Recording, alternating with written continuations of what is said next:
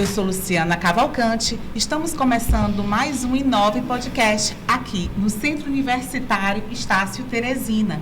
Hoje, 7 de abril, estamos comemorando um dia especial, não é não, Yasmin? É sim, com certeza. Hoje é dia 7, dia do jornalista, e a gente está aqui com uma convidada muito especial.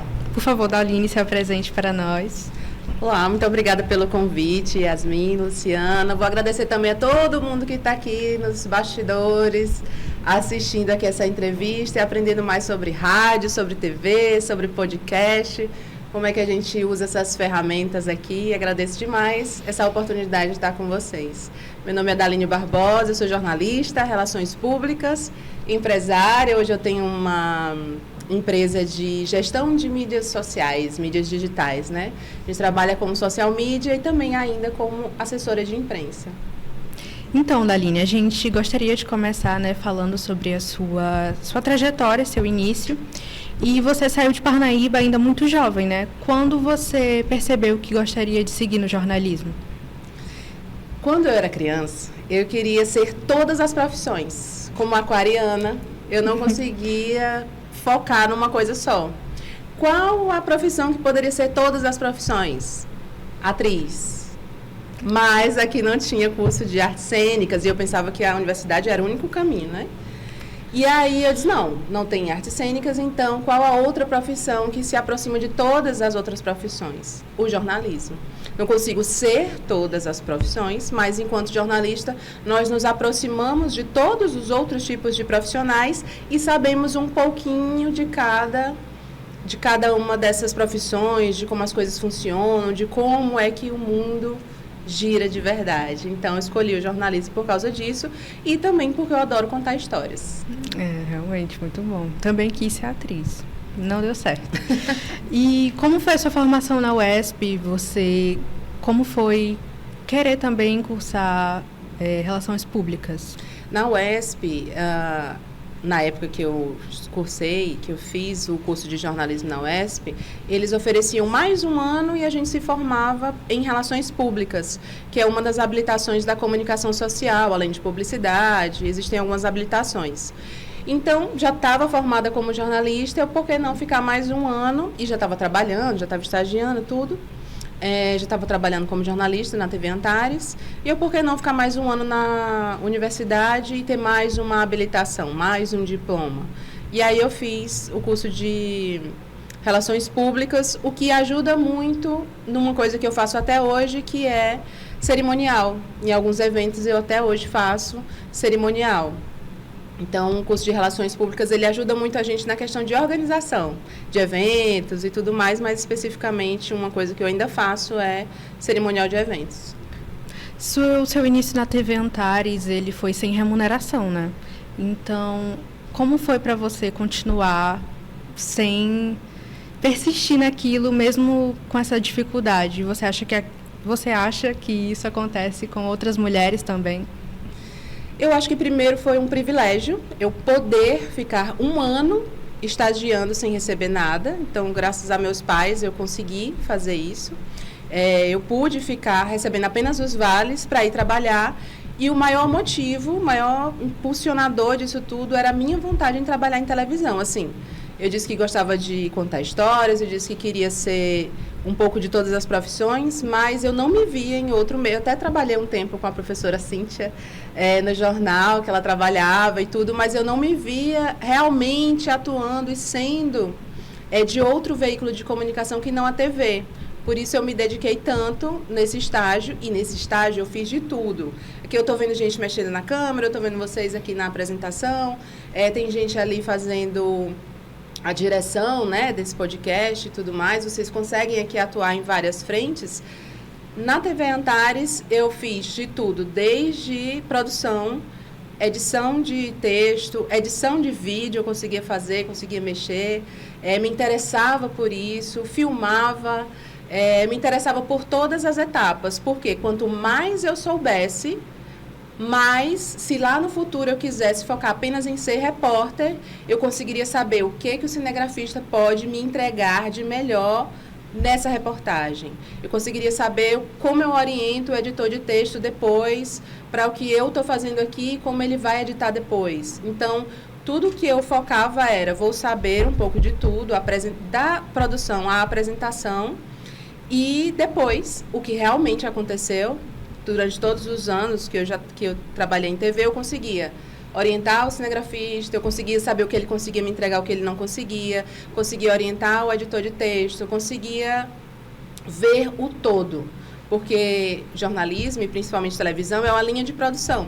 Começa no produtor, vai para o repórter, depois vai para o editor de texto, editor de vídeo, vai para o editor que faz ali a chamada e até o apresentador chamar aquela reportagem. Então, cada um tem um papel nessa linha de produção. E aí, quando a gente conhece o todo, a gente consegue atuar em qualquer uma das áreas, mas consegue atuar bem melhor naquela que a gente quer, e no meu caso, era a reportagem. Olhando para trás, assim, qual foi o maior aprendizado da sua carreira inicial? Eu acho que era isso. Você, no início, você dá aquele gás de saber o máximo que você pode saber para depois você se especializar. E aí você vai me perguntar mais tarde sobre como eu consegui me diferenciar. Foi criando um produto que não existia no Piauí, que era um quadro sobre educação financeira. Inteligência financeira, educação financeira, uma coisa que não existia no Piauí. Como que eu vou me diferenciar? E o que me permitiu me diferenciar? Eu sabia de todo o processo. Trabalhando assim várias funções, como você já disse, você acha que essa versatilidade ela te deu um destaque maior ou te ajudou a... Me ajuda a escolher caminhos. A escolher caminhos. A escolher o lugar em que eu realmente quero estar. Sim, com certeza. E me dá opções. Fui, caminhei, cheguei aonde eu queria. E daqui, eu quero ir para onde?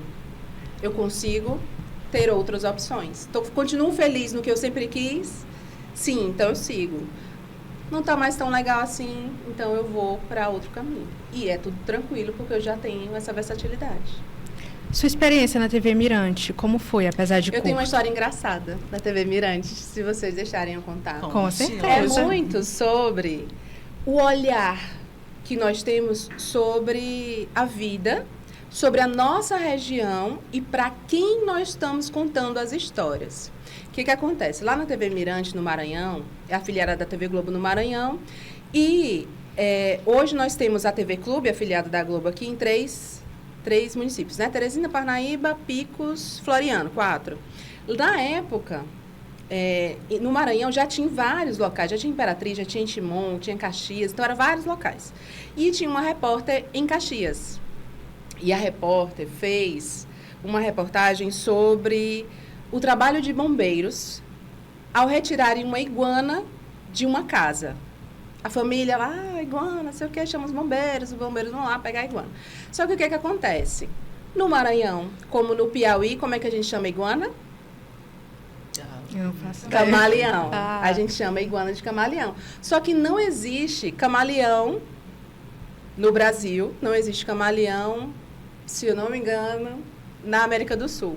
Só em alguns países. Então, não existe camaleão no Brasil, mas nós temos o hábito de chamar de camaleão. Quando eu recebi a matéria, porque ela fazia matéria para lá e dava para a gente, né? Lá na TV Mirante eu fazia edição de texto. Quando eu recebi a matéria, meu Deus, o que eu faço agora? Não é um camaleão, é uma iguana. E a gente não pode falar o nome errado. E aí vem toda a bandeira de Wagner Moura, que diz que nós temos que respeitar o nosso regionalismo, as nossas questões. Então, eu poderia dizer uma iguana, também chamada, também conhecida no Maranhão como camaleão, e foi o que eu fiz no texto inicial. Chamei os dois nomes. Conhecida aqui no Maranhão como camaleão. Mas o editor de São Luís brigou muito. Não existe. Aí ele me deu aula de biologia, e eu olhando para o computador as mensagens dele, e eu sorrindo, porque tipo, sim, eu sei. Foi o que eu tentei corrigir, ali dar um jeito na cabeça da matéria. Mas ele não aceitou, derrubou a matéria e tudo mais. E eu guardo essa história como uma história muito engraçada. de falta de flexibilidade do pessoal lá que fazia a edição geral do jornal, mas também do olhar que a gente tem que ter para o que a gente está fazendo. Nós chamamos de camaleão, mas como é que é o nome desse bicho? Geralmente a gente coloca até o nome científico, em alguns casos, se for um bicho muito raro. Então a gente tem que olhar para o específico e tem que olhar para o todo. Qual é o nome real, como é que as pessoas conhecem. E aí eu achei essa história muito engraçada, porque foi a reação do editor lá e a minha... Meu Deus, como é que eu resolvo? Porque não dava tempo de refazer a matéria. Então, a matéria caiu por causa disso. Um detalhe que fez toda a diferença. Eu ia te perguntar se a tua experiência na TV Mirante tinha te marcado, mas pelo visto com essa história marcou muito. E na TV Clube você começou falando do esporte, né? E sendo mulher, você acha que foi descredibilizada por estar naquele meio que geralmente é um meio com um público mais masculino? Olha, descredibilizada, nunca. Porque a gente tem que mostrar a que veio. Então, o meu trabalho eu fazia direitinho. Agora, todas as outras coisas acontecem. Eu já fazia matérias de esporte desde a TV Antares, e quando eu fui aceita lá na TV Clube, eu comecei no esporte. Gostava muito de fazer o esporte, mas eu não queria ficar lá. Então, eu dava o meu melhor para que o que eu estava fazendo realmente tivesse essa credibilidade, para que eu pudesse ser chamada para o jornalismo. E foi isso que aconteceu. Agora, você, mulher, você tem que saber que você não pode passar no meio do campo de futebol, você tem que andar pela lateral. E o seu cinegrafista diz isso. Rapaz, tu vai andar aí pelo meio dos caras e tal, anda por trás da trave. Então, assim, você tem que ficar se policiando para evitar que alguma coisa desagradável aconteça. Porque por mais que não seja todas as vezes que você vai visitar um treino de futebol, de qualquer esporte que seja, uma hora vai acontecer. Então, você vai se policiando. Você se policia mais enquanto mulher do que enquanto homem. O homem pode chegar lá fazendo a piada que ele quiser. A mulher não. A mulher tem que, primeiro, conquistar a confiança dos jogadores, dos atletas. Depois de conquistou a confiança, você vai tendo a intimidade possível. Depois, pode ser que uma piada seja bem recebida, bem aceita. Alguma ideia sua já foi ignorada, mas depois valorizada na voz de um homem? Não. Não. Isso é bem raro, né? É bem raro. Mas eu acho que não aconteceu. Eu acho que não aconteceu porque tinha... Cada um fazia o seu, né? Em todos os locais que eu estive, cada um fazia o seu. O que poderia dizer era o editor, mas a maioria das minhas editoras eram mulheres. Então, não tive o privilégio também, vamos colocar assim, de não ter passado por isso. E as coisas que eu coloquei para me diferenciar, só eu fazia. Como, por exemplo, o quadro de educação financeira. E outro privilégio foi esse, de minhas editoras serem mulheres. Então, era mais difícil que essa questão de gênero influenciasse em alguma coisa que eu apresentasse. Aproveitando o gancho do quadro de educação financeira que você criou, teve bastante destaque, certo? E de onde surgiu a ideia e qual foi o impacto dela? Olha, a ideia, meu tio, da minha família, meu tio já tinha esse hábito de falar sobre educação financeira, sobre investimentos, sobre inteligência financeira, na verdade. E aí ele me deu um livro, e a partir desse livro, lá tinha uma das ideias que o livro trazia, era você precisa fazer alguma coisa para se diferenciar, você precisa fazer alguma coisa que ninguém faz e alguma coisa que dê retorno. Dentro do jornalismo, o que era que eu poderia fazer? Um quadro diferente, um assunto inédito até então.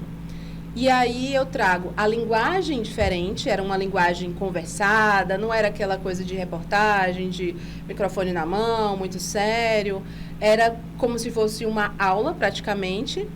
E a linguagem mais descontraída, o assunto diferente, algo que chamava a atenção das pessoas, algo que permitia que as pessoas mandassem perguntas, algo que permitia que houvesse essa interação. Então, teve esse primeiro impacto e o primeiro quadro se chamou Lição de Casa. E aí fez sucesso, teve acho que 3 ou 4 temporadas, e depois a gente mudou de nome para mudar de cara, mudar de roupa, e o quadro ganhou um outro nome, Economia do Dia. Aí ele era mais frequente, aí eu já ia mais para o estúdio, porque no primeiro eu ia para o estúdio, mas eu ia entrevistar pessoas especialistas. Tinha uma coisa que eu não poderia fazer, que era falar como especialista.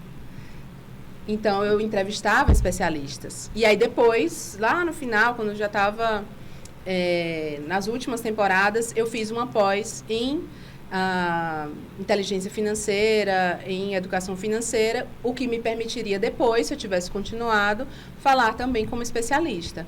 Então, é isso. Se você quer escolher porque na TV ou no jornalismo tem várias editorias, que a gente chama, né? Tem o esporte, tem o financeiro, a economia, tem o popular, o comunitário. Escolher uma, vai se especializar naquilo. Vai saber tudo sobre aquilo que você puder, e se incluir uma formação, faça também, porque permite que você fale também como especialista. E aí você passa a ser vista como uma pessoa que tem know-how, ou seja, aquela pessoa que sabe como fazer, mas também tem propriedade de formação e tudo mais. Não é que nem... mais tarde a gente vai entrar na questão da internet, das redes sociais. Um conselho que eu dou é não seja um especialista de Instagram. Seja um especialista realmente, através do conhecimento, através do estudo, através da dedicação. Assim, ninguém consegue derrubar o seu arroba. Você até falou, mas assim, uma habilidade principal, ou mais habilidades, se tiver mais de uma habilidade, que o jornalista precisa desenvolver para se destacar no ambiente digital? A comunicação. A gente pensa que o que a gente aprende na sala de aula já prepara a gente para comunicar tudo. E, na verdade, não. A gente precisa aprender argumentação, a gente precisa aprender persuasão. E aí, quando eu falo persuasão, a pessoa vai pensar, mas aí ela vai manipular pessoas. E, na verdade, tudo que você faz com objetivos positivos e levando princípios legais, princípios morais, vai dar tudo certo, você não vai infringir nenhum desses princípios. Então, saiba persuasão, saiba comunicação, saiba dizer não. Porque quando você vai para as redes sociais, você parte do princípio, que é uma coisa que no jornalismo tradicionalmente, já sendo redundante, mas tradicionalmente você não pode fazer, que é ter patrocinadores, né? Mas você vai para a rede social, você parte do princípio que você vai poder ter parceiros, patrocinadores. Então, você trilha esse caminho para que ele siga esse caminho moralmente dentro do que você quer e tudo mais. Então, você vai construindo essa sua credibilidade, essa sua comunicação. Ah, mas chegou aqui a empresa tal, meio amarela com preto, listrada, assim, e aí chega ali oferecendo milhares de dinheiros, né? E aí você fica, ai, mas é um patrocinador que está me oferecendo aqui um dinheiro que seria maravilhoso e tudo, mas ele faz parte dos meus princípios. Como é que eu vou dizer não sem afastar outros que concordam? Então, saiba dizer não, saiba persuasão, saiba montar raciocínios, ideias, para responder uma pergunta em 1 minuto e conseguir responder essa pergunta em meia hora.